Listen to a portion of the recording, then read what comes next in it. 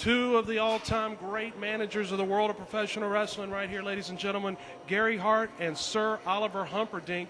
Gary, I guess we'll start with you. We're tickled to have you here in Charlotte for the convention this year. And you want to share a favorite memory, perhaps, of your days in Mid-Atlantic wrestling or even down in Texas? Well, I had quite a few happy moments here in the Carolinas. It was one of my favorite places, and really nice to come back and see a lot of the guys that we competed with back in the 70s and 80s. All right, Sir Oliver Humperdink, of course, you were a big influence here in Mid-Atlantic wrestling, and Florida, of course, was a big stomping grounds for you.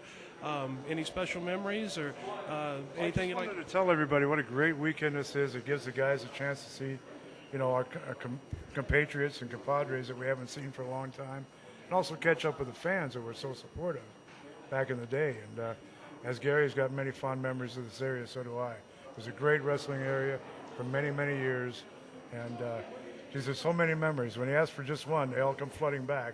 But I guess Jimmy Valiant and the things we did with him has to be on top of the list, you know. He's a great guy, and I think we entertain the people every time out.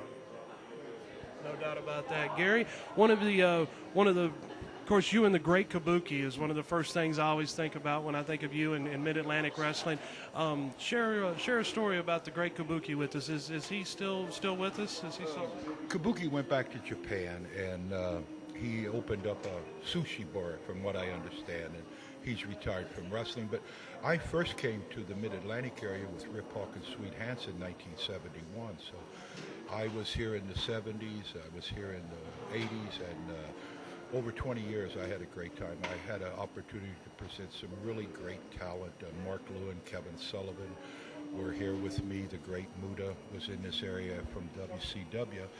And Jimmy Valiant, of course. Dusty Rhodes probably would be the one that I would say that probably helped my career more than anyone. Beating him up made me famous. Okay. Sir Oliver Humperdink, you know, when you talk about Dusty Rhodes, you in Florida, man, you guys, both of you guys had legendary feuds with Dusty. Any stories you'd like to share about Dusty or Florida or Mid-Atlantic? Well, back then, when Dusty first turned, you know, he was a villain before. When he first turned, it was with Gary Hart and Pac Song down there, 1974.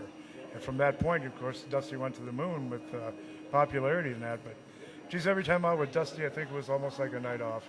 Yeah. You know, he was a great guy, and he saw us earlier today, and he says, there's the two guys I made most money with right there. So buildings were always full with Dusty, too. They were always too. full, and rocking and rolling. The crowd was just electric every time he even stepped out of the dressing room on his way to the ring. You could just feel it. It was palpable, you know. Also, Jack and Jerry Briscoe. Yes. When I was here in the 70s, Jack was world heavyweight champion wrestling Rip Hawk, and him and his brother wrestling Hawk and Hansen. So my career mainly wrapped around in the Carolina area. The Great Kabuki, of course, was Boogie Woogie Boy, Jimmy Valiant, and then, of course, with Al Perez, it was Nikita and Sting. But every time I ever came to the Carolinas, I was always happy to be here. I love the Carolinas, the beach, the mountain, and the money was always good. The Crockett's were great, great people. They took very good care of their talent and made us all feel like family. They were quality people.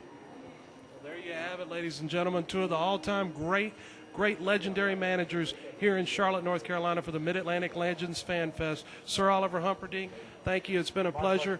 Gary Hart, it's been a pleasure.